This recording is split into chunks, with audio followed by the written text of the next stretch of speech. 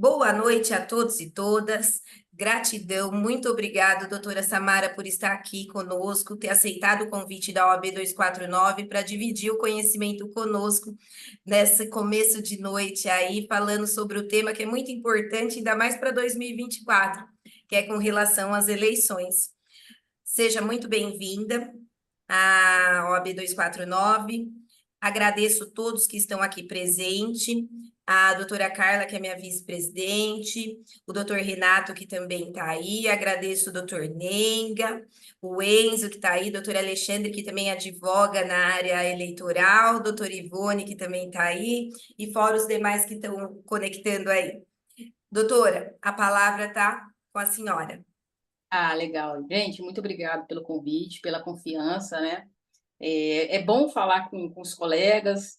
Vou me apresentar para começar o tema, né? Eu sou advogada por vocação, sou de Brasília, e todo mundo sempre me pergunta como é que eu comecei no direito eleitoral, né? Porque o direito eleitoral ele não é uma matéria obrigatória na faculdade, como todos aqui sabem. Provavelmente pouquíssimos tiveram acesso à matéria de direito eleitoral por ser optativa. Recentemente passou a ter duas questões na OAB, né? E aí passou a ser um pouquinho mais vista, até mesmo por conta da polarização política. E aí as pessoas perguntam como que se ingressa na área de direito eleitoral. Primeiro porque por falta de conhecimento ou porque o direito eleitoral, o direito político, ele é muito fechado, né? São poucos advogados eleitorais e o pessoal sempre pergunta, primeiro, como é que eu ingresso, como é que eu capto o cliente, né, de forma ética, né? E, assim, a minha caminhada sem apadrinhamento político familiar, não tinha ninguém da minha família que trabalhava com política, ninguém da minha família tinha banca de direito conhecida e grande. E então eu fui para um escritório grande trabalhar para ter uma experiência, né, para ter a vivência de direito eleitoral desde o meu estágio, do meu primeiro estágio, eu já trabalho com direito eleitoral. E depois fiz uma pós, só que Brasília tem eleição de 4 em 4, eu decidi ir para um estado para ter experiência em eleições municipais, né? E aí calhou de depois eu consegui um contrato aqui no Rio de um partido político e acabei ficando por aqui. Hoje eu advogo para dois partidos políticos a nível nacional e consegui fazer um nome aqui no Rio de Janeiro. Tá difícil de largar o Rio, né? Mas, assim, o direito eleitoral, para você poder se ingressar dentro, conquistar clientes, né, captação de clientes, participar de palestras, participar dentro dos partidos políticos, né, oferecer as palestras para partidos políticos, participar das convenções, participar de candidaturas, entender um pouco de marketing eleitoral, entender um pouco de contabilidade eleitoral, porque o advogado eleitoral, se ele não entende de todas essas áreas, entender de dados, entender de quociente, se ele não entender de todas essas áreas que envolvem a política, ele acaba, primeiro que não conquistando seus clientes, porque por ser uma área muito fechada, as pessoas não conseguem entender o, o assunto, né, que a gente leva, e foi uma das minhas colocações ali na rede social, é justamente para democratizar um pouco mais o direito eleitoral, né, dar mais acesso ao direito eleitoral. Então, eu cheguei a escrever um livro, que é o Direito Manual do Candidato, e esse livro me ajudou muito a ficar conhecida entre os candidatos, né? Para quem não atua, acho que só tem um colega aí que atua no direito eleitoral. Para quem não atua no direito eleitoral, você precisa ter especialização, né? Mas precisa ter uma vivência política, entender como que caminha uma campanha política desde o primeiro dia que o candidato decide ser candidato, pré-candidato, da escolha que ele vai para o partido, como que funciona uma agremiação partidária, né? E quais são, o que as pessoas me perguntam mas quais são as oportunidades que tem dentro do direito eleitoral, né? E a primeira oportunidade é o direito partidário, a atuação no direito partidário. Os partidos são a nível, apesar de ter caráter nacional, né, mas você tem a oportunidade de estar advogando para nível estadual e municipal. Geralmente o municipal ele só procura um advogado em anos eleitorais, né, que são é, os órgãos provisórios municipais. Mas todo ano eleitoral vai ter trabalho para você fazer a regularização de contas dos partidos, para você ajudar na montagem e verificação de documentos da nominata, né, que são os candidatos que vão concorrer. Então, o advogado que deseja advogar a nível partidário, ele pode começar ali no municipal, tomar um conhecimento e depois buscar partidos a nível estadual e federal. A nível estadual e federal, você tem a oportunidade, né, de ter um prolabore mensal e ter um fixo, né? Só que, obviamente, quando você trabalha com um partido político, você acaba ficando linkado nele e fecha um pouco as portas para advogar para candidatos que não sejam daquele partido. Então, o advogado partidário, ele costuma receber de forma mensal, prolabore, justamente porque o mundo político para ele vai se fechando devido até à fidelidade e à ética do advogado, e não está advogando para uma pessoa de um partido diferente do que ele representa, né? Para quem quer advogar para partidos políticos, tem que estudar a lei dos partidos políticos, além da Constituição Federal, né? A Lei Complementar 64 de 90 também tem um pouquinho de influência, mas muito mais para quem decidir para o outro lado do direito eleitoral, que é advogar só para políticos, só para pré-candidatos, candidatos e os políticos de mandato, né? Então, para quem decidir advogar para essa área, né, dos candidatos, tem que conhecer o Código Eleitoral, a lei das eleições e as resoluções que todo ano a Justiça Eleitoral, né, costumava ser em dezembro que eles lançavam resolução, esse ano lançou agora na primeira semana de março, eles colocam as resoluções com as novidades regulando a legislação eleitoral. Então, lei dos partidos políticos, Código Eleitoral, lei das eleições, Lei Complementar 64 de 90 e as resoluções.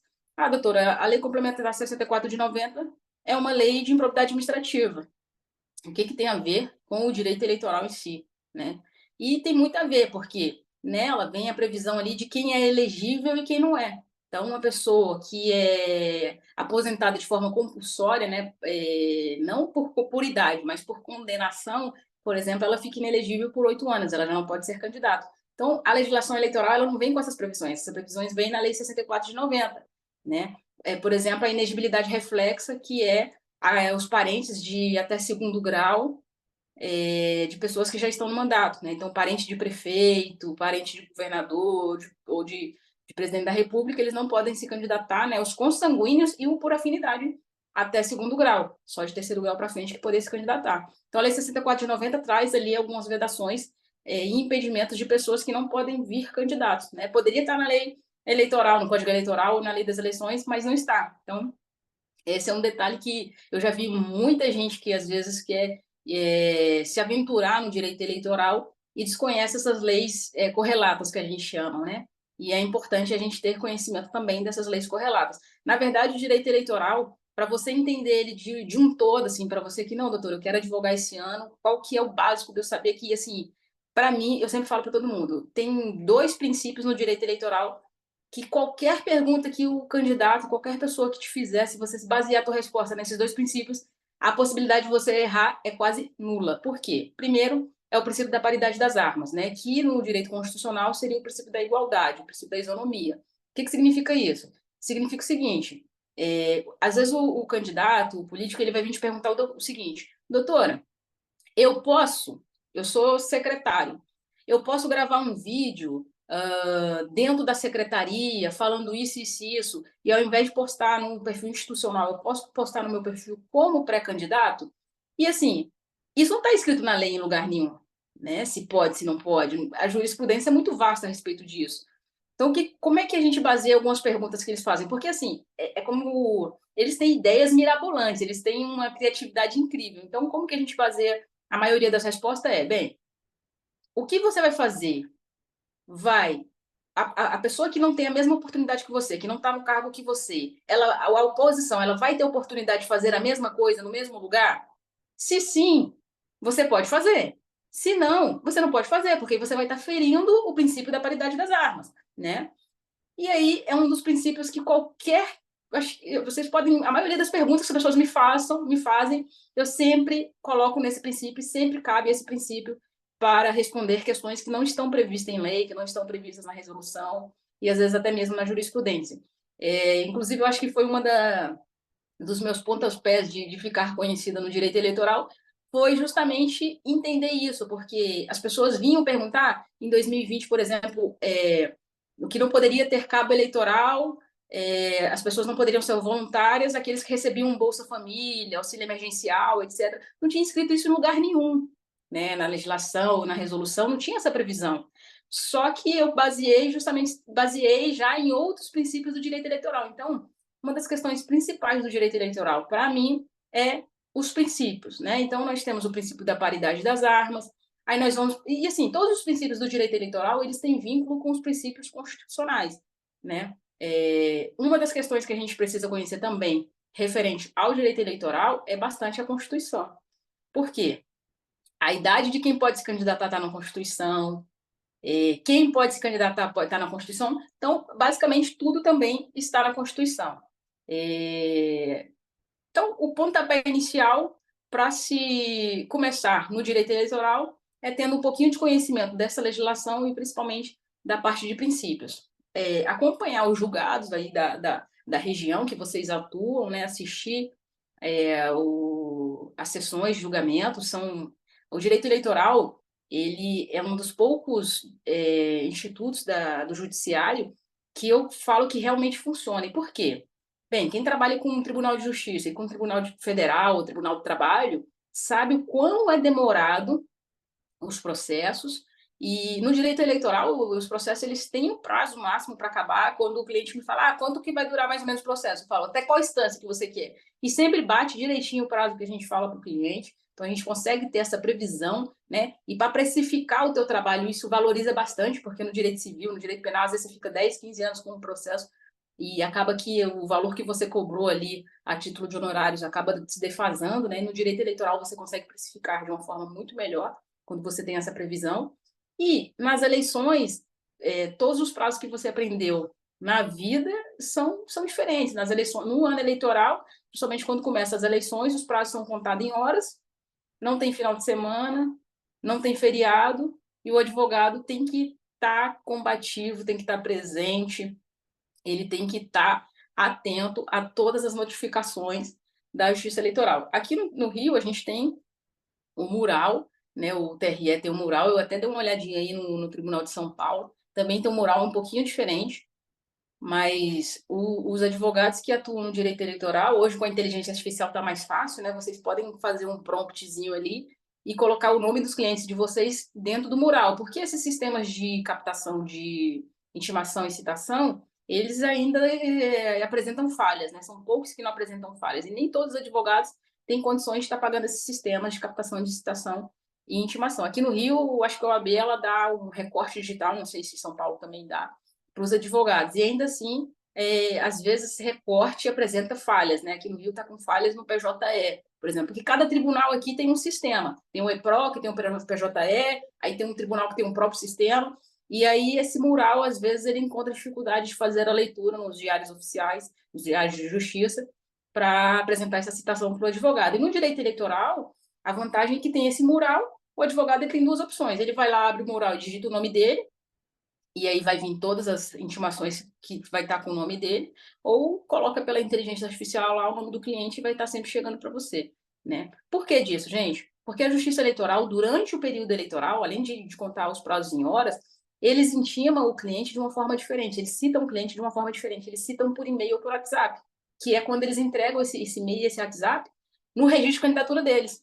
Então, não é aquela citação pessoal que a gente está acostumado, que tem que ir na casa da pessoa, a pessoa assinar, ou até mesmo, por exemplo, a Justiça Eleitoral, ela intima via e-mail, e não precisa nem do aceite da pessoa. No período eleitoral, né, pelo menos. Depois do período eleitoral, volta como é o Código de Processo Civil. Mas no período eleitoral, a citação ela é pelos dados que ela fornece no registro de candidatura. Então, os advogados que se aventuram a atuar no direito eleitoral que desconhece essa regra, eles acabam tendo problemas. Por quê? Porque o cliente, ele, quando faz o seu registro de candidatura, ele dá um e-mail ali, só que durante a campanha ele não abre e-mail, né? São poucos que têm estrutura, que têm secretária, etc. E acaba que quando ele vai ver o e-mail, ou ele não vê o e-mail da Justiça Eleitoral, ou ele vê tarde, né? Ou quando ele vai saber, já vem a multa, já vem o problema, já vem impugnação, enfim. Então, o advogado ele tem que estar atento a todas essas questões, né? E aí, a gente pode entrar um pouquinho para esmiuçar, né, a experiência de um advogado eleitoral, qual é a atuação de fato do advogado eleitoral numa campanha. Eu costumo dizer o seguinte: o advogado eleitoral na pré-campanha, que é esse período de 1º de janeiro até mais ou menos 20 de julho, né, que é quando começam as convenções, o advogado eleitoral ele tem que saber os prazos, os clientes vão perguntar muito. E aí o cliente é o seguinte, pré-campanha, o que ele quer saber? Ele quer saber o prazo de domicílio dele, que ele pode ter o domicílio eleitoral. Ele quer saber o prazo de filiação que ele pode ter. Ele quer saber a janela partidária. Ele quer saber todos os prazos de compatibilização, que é o prazo de afastamento, né, dependendo do cargo que a pessoa está exercendo. E aí, o que eu falo sempre, pessoal, referente a esse afastamento é o seguinte: o afastamento é para que aquele cargo que a pessoa exerce não influencie durante a candidatura dela, né, durante o período de pré-candidatura dela. Então, quando você vai verificar, porque cada cargo, cada profissão tem um prazo, como que você vai responder de cabeça, né? Então, como que eu penso? Ordenador de despesa e cargo de chefia são 6 meses. Esse é o básico. Cargos de direção, coordenação, geralmente são 4 meses. E todos os outros que não são chefia, coordenação, direção e ordenação de despesa são 3 meses. Então, basicamente, eu consigo responder às pessoas com essa regrinha. Obviamente que a nomenclatura, e isso eu sempre costumo dizer, a nomenclatura do cargo não define o prazo que ela tem que se afastar. Por quê? Cada instituição ela tem o seu organograma. Então, tem instituição que nomeia a pessoa coordenador ou diretor, mas às vezes a pessoa ordena despesa. Então, ele não vai se descompatibilizar em 4 meses, ele vai ter que se descompatibilizar em 6 meses, porque ele ordena despesa. Então, você tem que ver se a nomenclatura ela só traz aquilo mesmo que ela está dizendo ou ela traz outras funções, que às vezes a nomenclatura do cargo não traz as funções que ela exerce, né? Nem sempre o coordenador ou o diretor, ele ordena despesa, mas quando ele ordena, aí ele já passa a ter que se descompatibilizar antes, que é 6 meses. Então, sempre quando a pessoa te perguntar, não vai só pela nomenclatura, pergunta um pouco mais, pergunta se ele ordena despesa, se ele tem, quais são os subordinados dele, tenta entender qual é a função do cargo dele, né? O mais importante é a função do cargo dele quando vocês vão falar da descompatibilização. Pois bem, voltando. Então, o que os pré-candidatos querem saber, além dessa parte de descompatibilização, é o que pode e o que não pode na pré-campanha, né? E aí, o 36A do Código da Lei das Eleições está lá para todo mundo saber. O candidato pode falar das qualidades pessoais, pode realizar encontros, etc. e tal. O que eu falo para eles é o seguinte: tudo isso você pode. Aí eles perguntam assim: ah, mas eu posso fazer tal coisa? Aí eu posso confeccionar um boné? Boné não pode porque é brinde. Então, tudo que não pode na campanha, não pode na pré-campanha, tá? Então, assim, a Justiça Eleitoral, ela ordenou a pré-campanha. Ela ordenou e-mail, tá lá, tudo que o candidato pode fazer na pré-campanha. Aí tem uma questão que está fora da lei das eleições, que é previsto na pré-campanha, que é o impulsionamento, que agora veio na resolução, a permissão do impulsionamento. Na última eleição já estava permitido pela resolução, mas ela permitiu o impulsionamento na pré-campanha, e aí é onde aí o candidato, ou qualquer pessoa que lê na rede social ou lê a resolução, fala: ah, não, olha, pode fazer o impulsionamento, está liberado. Mas tudo tem regra, na justiça eleitoral tudo tem regra. Aí a gente vai para outros princípios, o princípio da razoabilidade, da proporcionalidade, que é o seguinte: você pode fazer impulsionamento? Pode. Só que o pré-candidato ele não presta conta da pré-campanha. Mas ele está sujeito a ser investigado pelo que ele gastou na pré-campanha dele. Ele não presta conta, mas ele está sujeito a ser investigado no que ele gastou na pré-campanha dele. Então, se alguém denuncia de que na pré-campanha ele gastou um valor exorbitante de impulsionamento, ele não pode falar: ah, mas eu podia gastar porque o impulsionamento está permitido. Está permitido, mas existe princípios que você tem que nortear dentro do direito eleitoral qualquer ato que você realiza na sua pré-campanha ou na sua campanha. Então, para você realizar o impulsionamento, o que eu falo para os meus clientes? Olha, observa primeiro a tua renda. Se o que você está gastando de impulsionamento é compatível com a tua renda e com a tua realidade pessoal, né? Porque se não for compatível, a gente já entende que outra pessoa está financiando aquilo e não pode. Já existe um caixa 2, porque para campanha ninguém não tem investidor. Na campanha até tem, mas para campanha não tem. Então já é uma questão que o candidato tem que observar, referente ao valor que ele vai gastar. A segunda questão é: olha, dentro dessa tua questão, o que você vai gastar na campanha está compatível com o que você vai gastar na pré-campanha? Porque você não pode gastar mais na pré-campanha do que na própria campanha. porque senão vai parecer que você está querendo fugir justamente dessa prestação de contas da Justiça Eleitoral. Você vai gastar tudo que tem aqui, e o que tem aqui você não vai gastar, na campanha você não vai gastar, né? Você fez uma campanha antecipada. Então, o candidato, né, junto ali com o seu advogado, com o seu contador, ele tem que fazer essa proporção, ele tem que ser razoável nos gastos até que são permitidos, né? Os gastos permitidos em lei para o pré-candidato são os gastos pessoais, que é transporte, internet, telefone, alimentação, são os gastos pessoais dele. Só tem 2 gastos permitidos fora desses que tá na legislação, que é um funcionamento, como eu falei, e o outro é o adesivo, que está previsto pela jurisprudência e é pacífico. Só que aí o adesivo é o seguinte: primeira coisa, gente, você presta conta da pré-campanha? Não. Mas eu falo para eles tirarem nota. Por quê? Justamente para mostrar que você não teve abuso de poder econômico na sua pré-campanha, que foi você que arcou com aquele adesivo. E segundo, o adesivo envolve um pouquinho também das proibições de pré-campanha, que é não pedir voto. Então, você não pode colocar nem de forma explícita e nem de forma implícita qualquer frase ou slogan no adesivo. Porque a gente fala assim, ó, gente, está liberado fazer adesivo na pré-campanha.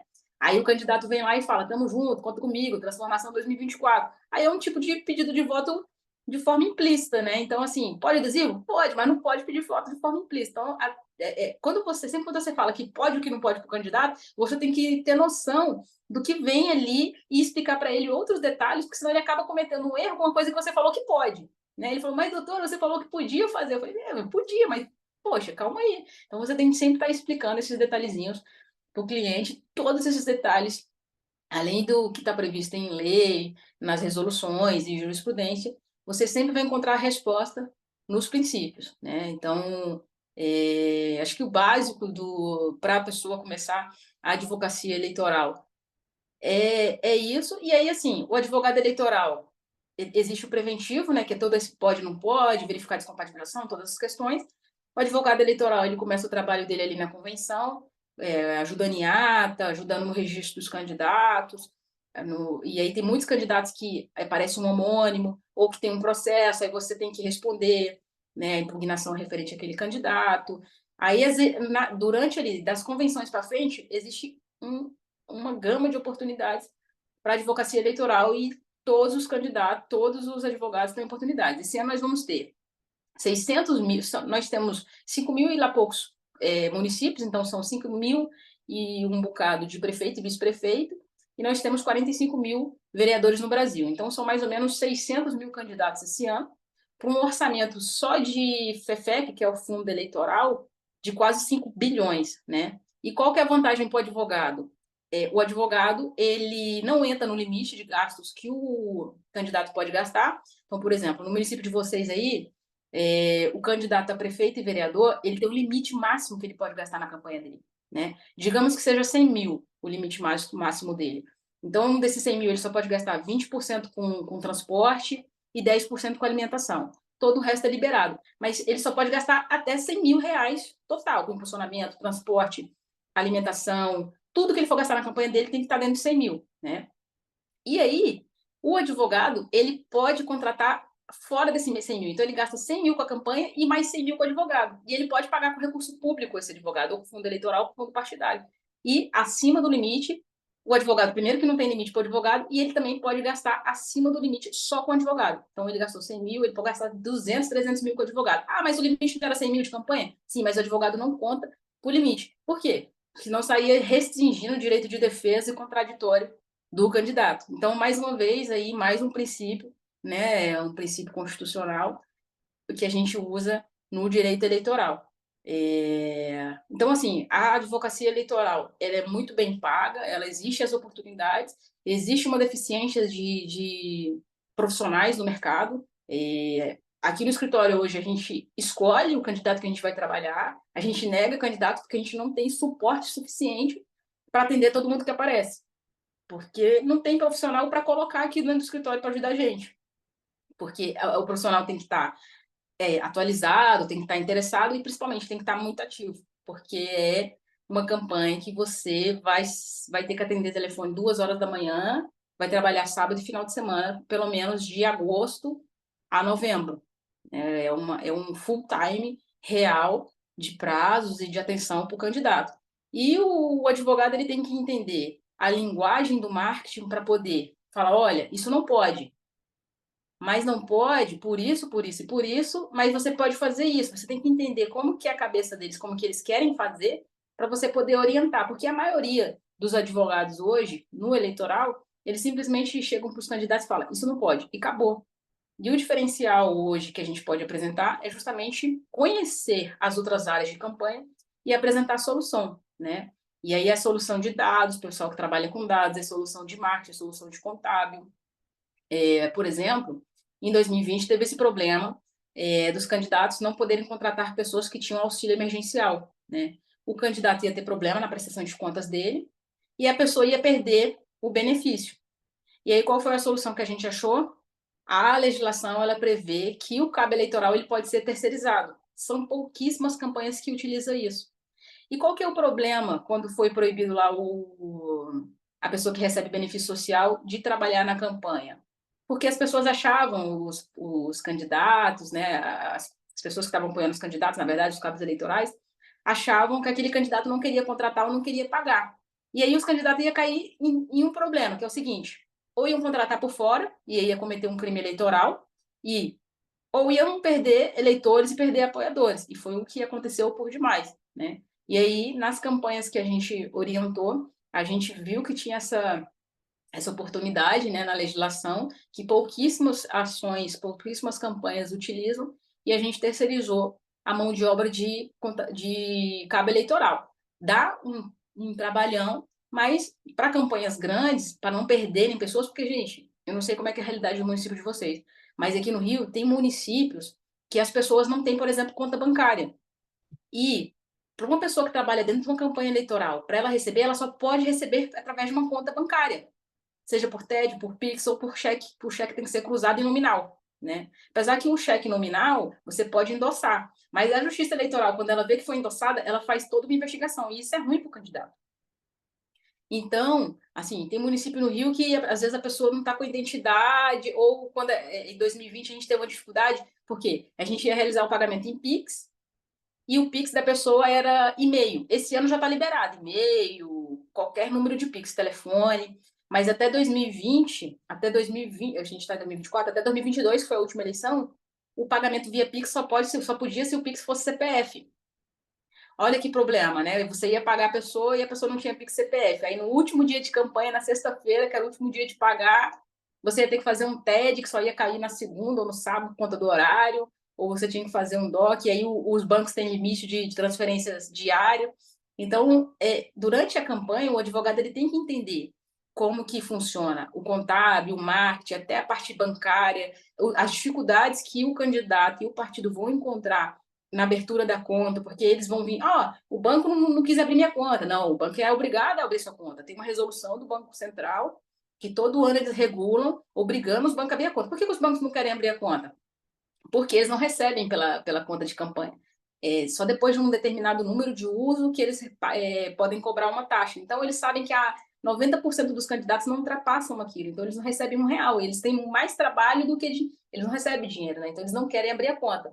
E não é permitido esses bancos virtuais, né? Então, só os bancos que têm cadastro de fato no Banco Central. Então, é uma dificuldade que os candidatos encontram para abrir conta, aí o banco enrola e manda em outro. Eles enrolam mesmo para o candidato existir naquele banco e em outro. E aí eu já mando os candidatos, já mando no grupo dos candidatos e falo, se o banco impedir, vocês já entram e já mostra a resolução, porque na mesma hora eles vão ficar amedrontados e eles sabem mesmo, na hora que eles jogam a resolução, eles sabem mesmo que a Justiça Eleitoral, eles são combativos referente a isso, a instituições que dificultam a vida do candidato, né? Então, e tem ações cautelar também, dependendo da campanha, se for grande, a gente já entra com ação cautelar para impedir, porque a Justiça Eleitoral ela não quer saber. Ela tem a regra dela, o Banco Central, ela pede para o Banco Central regular, o Banco Central todo ano regula, né? Emite essa resolução, e aí ela fala o seguinte: após você receber o registro de candidatura, que é o CNPJ, após você receber esse CNPJ, você tem 10 dias para abrir as contas de campanha. Aí o candidato, geralmente, ele deixa para fazer no último dia, ou tem muita dificuldade de ir, porque está fazendo campanha já, ou porque está fazendo outras coisas. Em 10 dias, tem muita gente que acaba abrindo de forma atrasada, ou às vezes nem consegue abrir.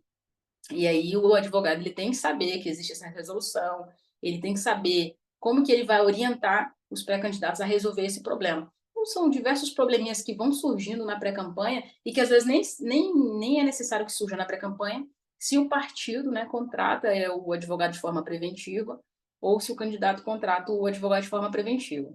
Eu acho que já tem uns 40 minutos que eu estou falando sozinho aqui, então eu vou tentar finalizar aqui de forma rápida para a gente abrir para as perguntas. Ok, Bem, doutora. então, durante a campanha, a gente tem algumas ações que são mais usadas, que são ações de propaganda irregular, na pré-campanha, propaganda antecipada, né, intempestiva, extemporânea, que a gente chama. Na campanha tem a propaganda irregular, direito de resposta, retirada de conteúdo. Então, tem várias ações que o advogado ele pode colocar no seu balcão, aí, na sua prateleira de produtos, para oferecer para os candidatos, principalmente nesse mundo de fake news, nesse mundo, que as pessoas, às vezes, posta uma coisa que não chega a ser uma fake news, mas tem a injúria eleitoral, tem outros crimes eleitorais que as pessoas acabam cometendo, ou a pessoa impugnação de pesquisa. Impugnação de pesquisa tem muito agora na pré-campanha, né? Pesquisas que não são registradas, ou pesquisas que, apesar de ser registradas, quando são divulgadas, eles omitem algum dado. Então, o advogado ele tem que ficar atento a isso também, porque a pesquisa ela influencia muito no resultado da própria campanha. E aí o advogado tem que entender um pouquinho de dado, ou no mínimo tem que ter um bom estatístico, uma pessoa que entenda para orientar ele na hora de estudar a pesquisa para poder impugnar, né? O advogado eleitoral ele tem que entender um pouquinho de cada área para poder orientar o cliente, para poder entrar com essas ações pertinentes.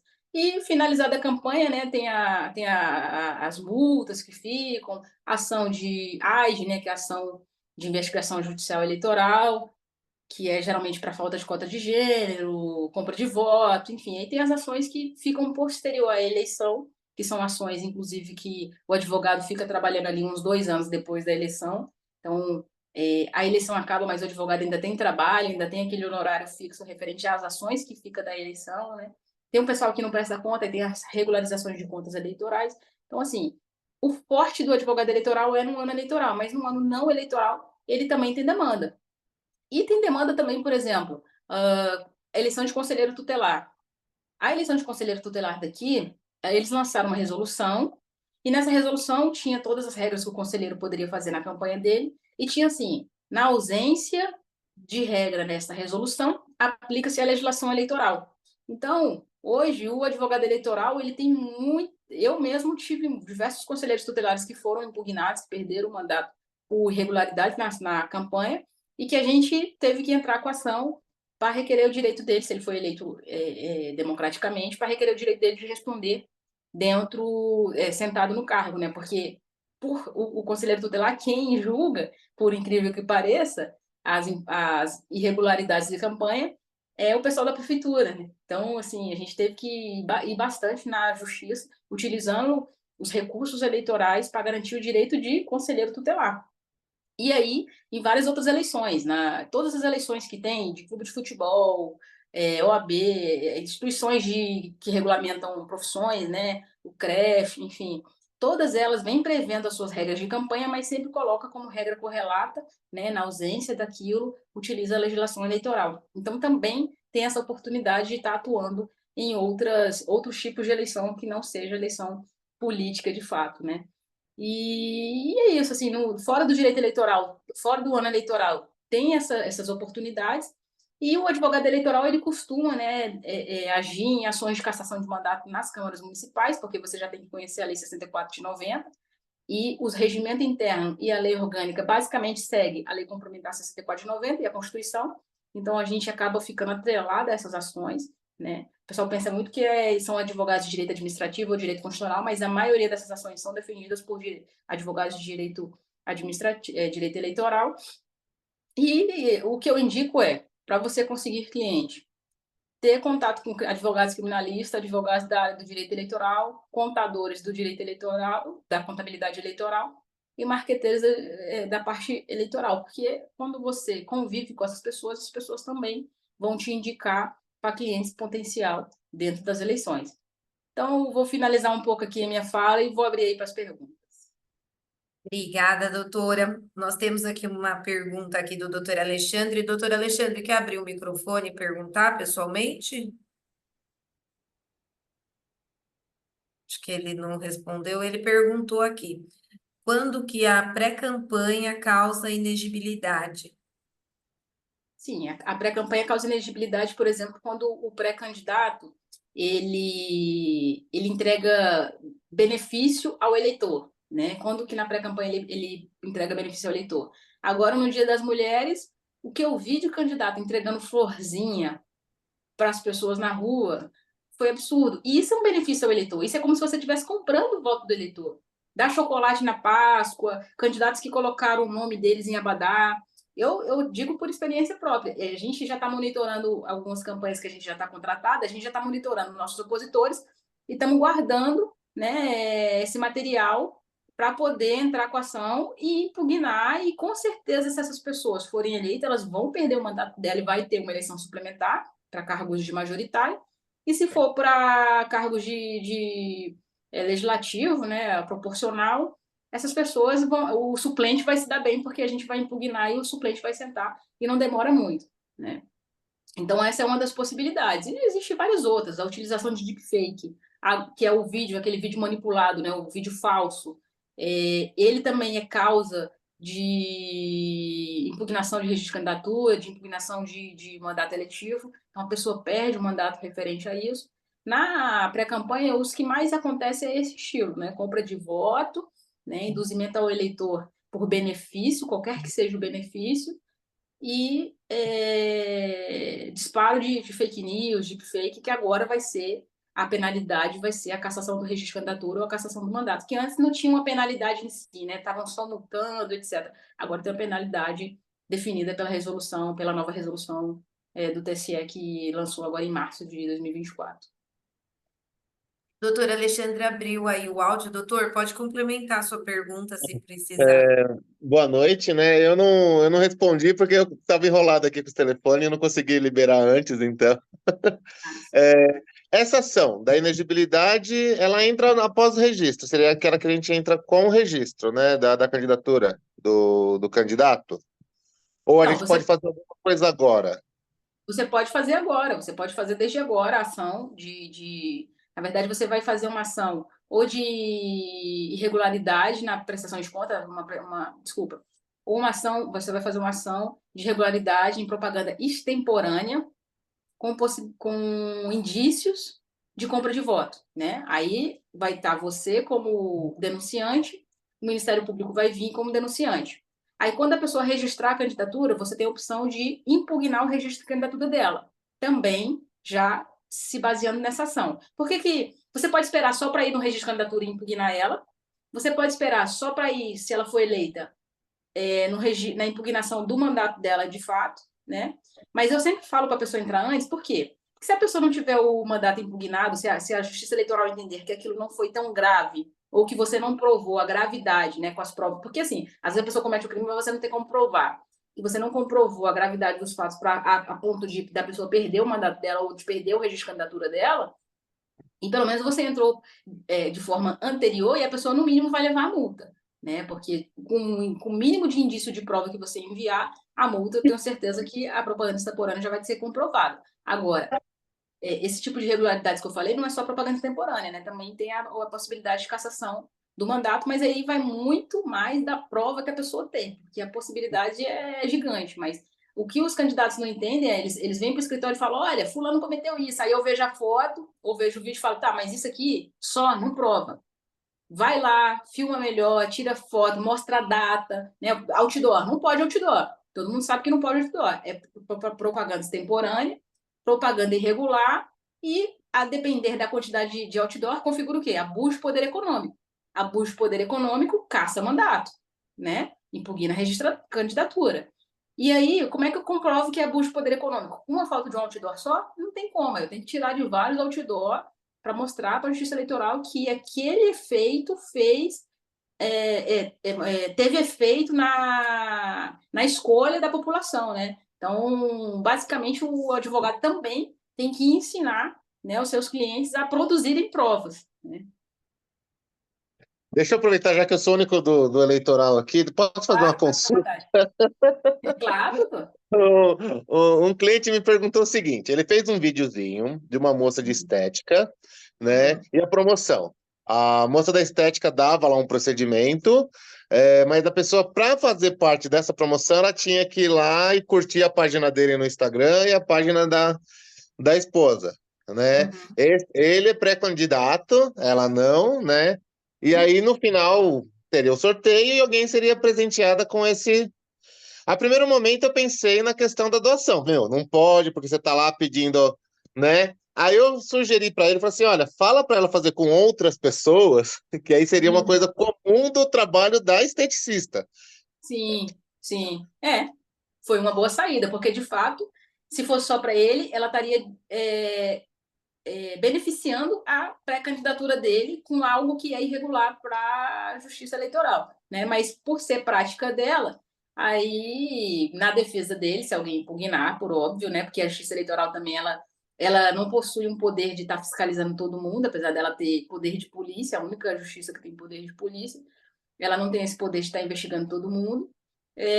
Se alguém impugnar, ele vai ter na defesa dele de que é uma Válido. prática dela e que não foi com intenção de influenciar e nem de favorecer a pré-candidatura dele. Então, tem uma defesa muito bem relacionada aí. Parabéns, doutor. Não, obrigado. Bom, era isso mesmo. Obrigado. Inclusive, assim, uma das questões que eu trabalho também é conscientizar, né, a população, porque a gente tem o aplicativo Pardal, né? Inclusive, falar um pouco dos aplicativos aqui para o pessoal que não trabalha com a Justiça Eleitoral. A gente tem o aplicativo Pardal, que é um aplicativo gratuito da Justiça Eleitoral, que é de acesso a qualquer pessoa. E essa pessoa ela pode tirar foto ou filmar, colocar dentro do aplicativo e fazer denúncia, inclusive de forma anônima, né? E essa denúncia vai direto para o Ministério Público Eleitoral e para a própria Justiça Eleitoral. E aí lá eles fazem um crivo se aquela foto, aquele vídeo demonstra um indício de crime eleitoral. Se provar de fato, ele já vira ação. Se não provar, se demonstrar um indício, aí eles decidem se entram com a ação ou não. Mas a população ela tem esse poder na mão dela de, se ela conhecer das regras, ela cobrar que essas pessoas andem de forma correta. É bom para a gente, né? Porque acaba gerando trabalho para a gente, mas é bom também para a população que é o seguinte: se o cara ele não segue a regra agora na pré-campanha, que sabe quando ele entrar, né? Então, eu costumo educar quem não vem candidato, quem não trabalha com eleição, no mínimo de conhecer a regra eleitoral para poder estar fiscalizando, tanto agora na pré-campanha quanto depois quando o cara for eleito, né?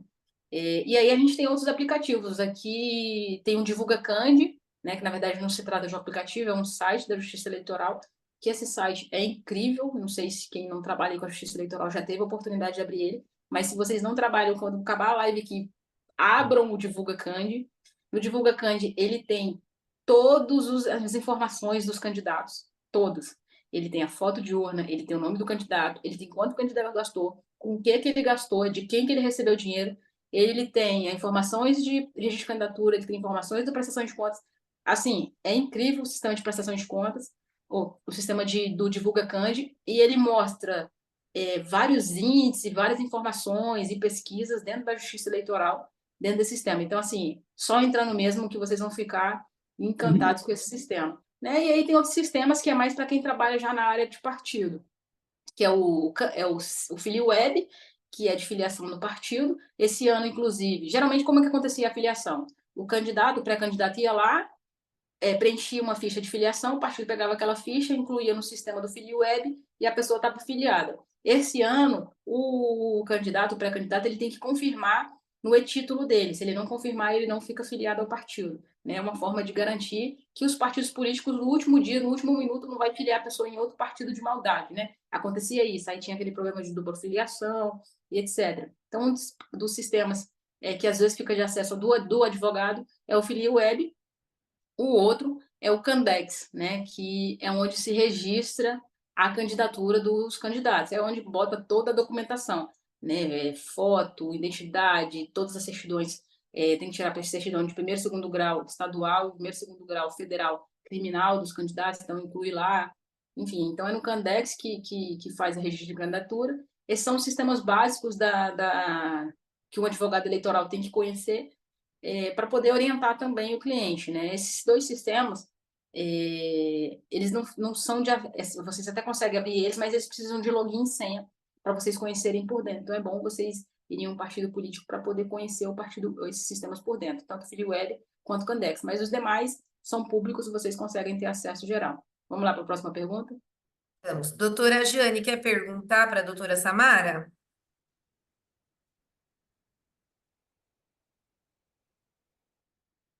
O áudio Obrigado, está acho que seu microfone. Boa Agora- noite. Boa noite. Quero sim, por gentileza. Gostaria de saber como pedir apoio, né? Colocar que é pré-candidato e a palavra apoio, né? Posso contar com o seu apoio? Não pode, né? Pode. Como que é a melhor forma de pedir, por gentileza? Então, apoio, alguns juízes entendem que o apoio é como se fosse um pedido de voto, né? Então, a melhor forma é você utilizar dos recursos que a própria legislação te permite. Então, o candidato, ele pode o quê? Você não precisa pedir voto agora, porque 1000 candidatos vai pedir mais voto depois de você, quando você sair da casa do eleitor, ou quando ele passar o feed ali, vai ter outra pessoa que talvez pedindo novamente. Então, o que eu digo para os meus pré-candidatos é o seguinte: olha, ao invés de você pedir apoio, mostra quem você é, mostra os seus projetos, né? E chama a pessoa, ó, vem conhecer mais, poxa, vem tomar um café comigo. Chama a pessoa para perto de vocês, ó, vem fazer parte da minha equipe, vem conhecer nosso projeto. Isso é uma forma de você pedir apoio, mas sem falar a palavra apoio, porque a palavra apoio, pela Justiça Eleitoral, já está bem de forma implícita, como se fosse já meio que a palavra voto, né? Como se fosse um sinônimo de voto. Então, essa é a forma que eu indico para meus pré-candidatos a fugirem de fato, apoio. E outra forma que também eles têm como é quem usa a vaquinha eleitoral, né? Que é o sistema de financiamento coletivo, que vai ser liberado a partir de 15 de maio agora. E aí, ao invés do candidato pedir apoio, ele pede o quê? Apoio financeiro. Aí, apoio financeiro, ok. Porque, na verdade, quem vai estar investindo financeiramente na campanha dele é, por óbvio, vai votar nele. Não faz nem sentido você dar dinheiro para uma campanha e depois votar em outra, né? A não ser que, tipo assim, você está apoiando uma bandeira. E aí você acaba apoiando uma pessoa que nem é do seu município, nem é do seu estado. Aí tudo bem. Mas, de toda forma, a pessoa está levando alguma vantagem ali, o candidato está levando alguma vantagem, que é de ter a sua pauta fortalecida e também de ter dinheiro na sua campanha. Então, essa é uma das formas também de se pedir apoio sem ter problemas com a justiça eleitoral. Tem candidato que nem arrecada recurso direito pela vaquinha eleitoral, mas usa a vaquinha eleitoral para difundir mais a palavra apoio, só que vem com uma palavra financeira, né? Tem várias formas aí de se tentar e fugir um pouquinho dessas proibições. Tá certo. Muito obrigada, viu? Nada. Doutora, tem um ponto que assim as pessoas vivem comentando sempre é com relação a essa janela partidária. Qual data realmente começa, qual data termina? Se o candidato, depois que passou essa data, ele pode se filiar ainda e sair candidato? As pessoas, a população em si que vai sair candidato, que não é conhecedora da legislação, questiona muito. Então, a janela partidária é só para quem tem mandato já, né? Então, a pessoa comum que não tem mandato, que quer se candidatar, ela tem que se filiar até 6 de abril. Né? Desde o ano passado, de qualquer dia até 6 de abril. Já quem tem mandato, a janela é do dia 7 de março até 5 de abril. E tem que tomar muito cuidado, porque é 7 de março a 5 de abril. E aí, a pessoa que tem mandato, ela pode trocar de partido. E a pessoa que tem mandato, nesse caso, é o vereador. Porque o deputado, no ano de eleição municipal, ele não pode trocar na janela partidária, na janela eleitoral, na janela, entendeu? Ele só pode trocar o vereador. Então, de 7 de março a 5 de abril, o vereador que quiser trocar de partido sem perder o cargo, ele pode trocar. Por quê? Porque o cargo é do partido. Se ele trocar antes ou trocar depois, aí ele perde o cargo. Ele até fica. Depois, assim, depois até 6 de abril, porque de 6 de abril para frente, ele já estaria fora do período de filiação obrigatório para qualquer pessoa, né? Mas vamos supor, se ele troca antes, o vereador troca antes, aí ele corre o risco de perder o mandato. Não é automático, obviamente, o suplente vai mover uma ação, ou o próprio partido vai mover uma ação, e ele corre o risco de perder o mandato. Para ele não perder o mandato, dentro da janela, ou ele tem que entrar com ação de justa causa da saída partidária, pode ser por perseguição, pode ser por preconceito partidário, e ele consegue comprovar a justa causa e sair do partido sem perder o mandato, ou mesmo até tem agora a possibilidade do próprio aceito do partido. Não, eu vou aceitar você sair do partido e não vou lhe cobrar a vaga que é do partido, né? Tem essa possibilidade também. Os candidatos que são bem relacionados com os partidos, eles conseguem essa proeza. E aí, no caso dos deputados federais ou estaduais que desejam concorrer esse ano e querem trocar de partido, como eles não têm direito à janela, né? aí eles usam desses recursos, que é ou o aceite do partido, ou conseguir provar que ele está mudando de partido, porque o partido ou está perseguindo ele, ou tem um preconceito pessoal contra ele, ou mudou o estatuto e ele não concorda mais com as premissas, com os princípios partidários novos, né? Tem essas saídas para quem for querer sair fora da janela ou quem não tem direito à janela esse ano. Obrigada, doutora. E um outro ponto que as pessoas ressaltam muito com relação ao abuso de poder econômico. Uhum. Essa tratativa do abuso do poder econômico, ele se dá com relação a qual fato? Eu vi que a doutora falou do impulsionamento, mas quais os outros que também eu vi o outdoor também? Que mais? Abuso no geral, assim, na pré-campanha, se você desregula dentro do que você tem para gastar, você desregula o pleito, você gastar mais do que qualquer outra pessoa gastou. Mas dentro da campanha, você não colocar esses gastos na própria prestação de contas, ou você. Assim, porque são tantas as possibilidades que é só analisando de casa a casa. Mas, geralmente, abuso de poder econômico, por exemplo, é você utilizar a estrutura de uma empresa particular para beneficiar a tua candidatura ou a candidatura de outro, né? E quando eu digo estrutura, são obrigar os funcionários a votar naquela pessoa que você quer ou em você, utilizar... Porque, assim, a pessoa jurídica ela não pode mais financiar campanhas eleitorais, só as pessoas físicas, né? E as pessoas físicas, elas têm um limite de financiamento, que é 10% do regimento auferido no ano anterior, tem toda uma regra, não pode ser permissionado nem concessionário do setor público, enfim. E aí essa proibição de pessoas jurídicas de financiar campanhas, como elas não podem oficialmente financiar, o que eles estão fazendo? Eles estão utilizando estruturas de empresa, né, carros de empresa, funcionários, enfim, maquinários para poder beneficiar candidatos. Olha, eu sou oposição, então não tenho como pedir para a prefeitura passar um asfalto aqui, mas eu tenho um amigo que é dono de uma usina de asfalto e ele vai passar aqui. Você está abusando do poder econômico, né? Você está usando de um recurso que não poderia vir para a tua campanha. Então, essa é uma das possibilidades. Mas, assim, existe inúmeras possibilidades, é só analisando de caso a caso mesmo. Obrigada, doutora. Eu acho que Tá? alguém tem mais alguma pergunta?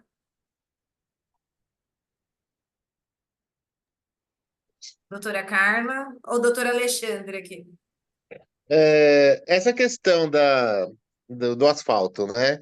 Se ele, nos anos anteriores da eleição, se ele já fazia isso, já usava, pavimentava viela, essas coisas assim na comunidade, como uma forma de apoio à comunidade. Por exemplo, se o cara, não só asfalto, mas assim, se o cara tem tipo uma ONG, que Uhum. ele dá cesta básica para as pessoas e tal, ano eleitoral pode se manter. Ou ele tem que Não. se afastar e aí. Exatamente. No ano eleitoral, a partir de 1º de janeiro, ele tem que se afastar.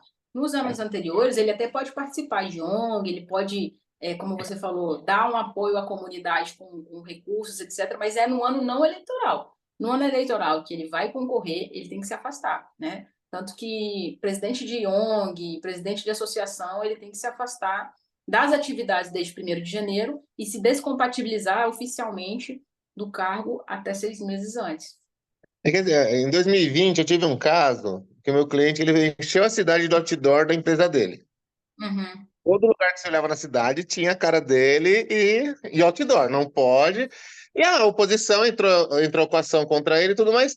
E o juiz justamente decidiu isso, que assim, primeiro que não era político, era a empresa dele com a cara dele.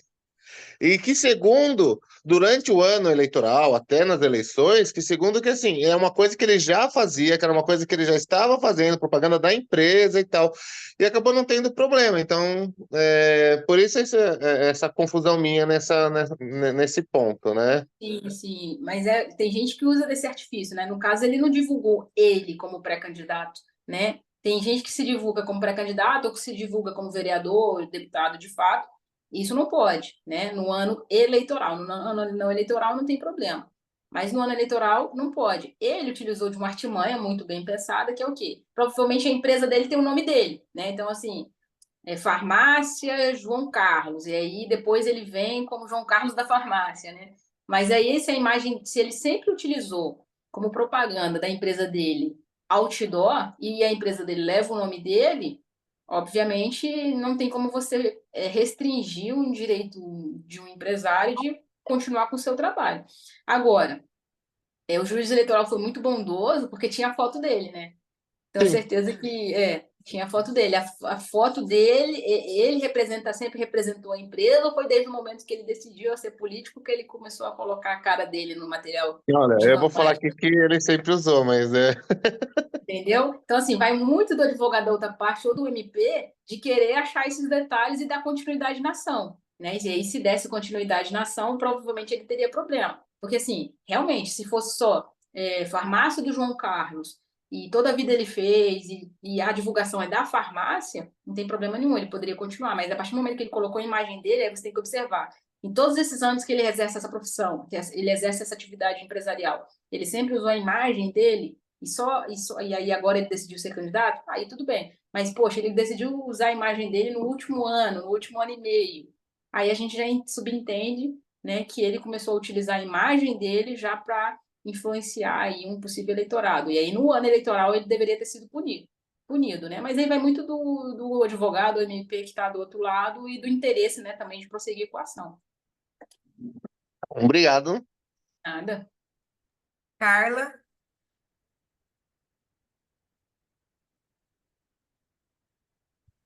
Sem perguntas, só agradecer à doutora Samara Aí eu que pela agradeço. a palestra foi assim bem elucidativa, né? Eu acho que aqui tem muitas pessoas que têm várias dúvidas e assim vem para agradecer a nossa classe, né? É mais uma área aí para todo mundo estar atuando, né, doutora? Sem dúvida, sem dúvida. É uma área que tem deficiência de advogado e Sim. vocês se dedicando, eu não tenho dúvida eu não tenho dúvida e não vai faltar clientes para vocês. Não, e ainda mais na época de eleição, não vai faltar Exatamente. mesmo. Exatamente. Fico feliz aí de poder contribuir, agradeço o convite, a confiança. Só um Obrigada, minutinho. doutora Oi? Quer falar, Carla? Não, eu vou ter que dar uma saída rapidinho, pegar a chave do Ah, meu tá. carro. Obrigada, doutora Samara, gratidão. Obrigada. Assim, a OAB 249 de Francisco Morato fica muito grata por tê-la aqui, né? Direto do Rio de Janeiro, né? Poder Obrigada. dividir um pouquinho do conhecimento com a doutora. Vi que a doutora também é bem atuante na parte digital, traz bastante conteúdo, né? E eu acho que é importante que as pessoas sigam também a doutora, porque às vezes também tem alguma coisa que a gente não conhece, porque não é a prática do dia a dia, salvo o doutor Alexandre, que advoga, milita nessa área, eu acho assim, que eu vejo do contexto aqui, a maioria dos outros demais advogados, assim, é mais em outras áreas. Então, é uma oportunidade deles verem outro leque e outras oportunidades aí para poder atuar e aproveitar, né, que nós temos eleição 2024 e aprender aí e ganhar dinheiro, né, doutora? Sem dúvida, sem dúvida. Estou à Então, tá, disposição aí dos colegas advogados e é sempre bom, né, trocar essa informação. Eu sempre estou em constante aprendizado também, seja no direito eleitoral ou nas outras áreas, porque muitas vezes a gente vai para a formação de lideranças dos pré-candidatos ou dos candidatos e aí acaba a reunião e a pessoa vem perguntar de processo trabalhista e eu não tenho noção, não tenho ideia, não sei nem como é que eu passei na faculdade com essa matéria obrigatória, né? E aí, de vez em quando, eu tenho que chamar aí os colegas que estão com a gente aí na caminhada e indicar o cliente, ou pelo menos indicar para poder tirar uma dúvida ali e ficar na base de dados do colega, né? Então, é sempre bom conhecer outros advogados e trocar essa informação. Vou estar à disposição de todos vocês aí que forem encarar o processo eleitoral aí na advocacia, tiver qualquer dúvida, qualquer coisa, pode me chamar lá que para os colegas de advogado tenho muito prazer em ajudar. Gratidão, doutora. Muito obrigada. Se sinta acolhido pela OAB 249 de Francisco Morato. Espero tê-la aqui novamente conosco para dividir aí mais algum conhecimento conosco aí. Tá Tá bom? ótimo. Obrigada, Ney. Agradeço a todos, muito obrigada a todos os presentes aqui e uma ótima noite a todos. Boa noite. Obrigada, até mais. Gratidão. Gratidão.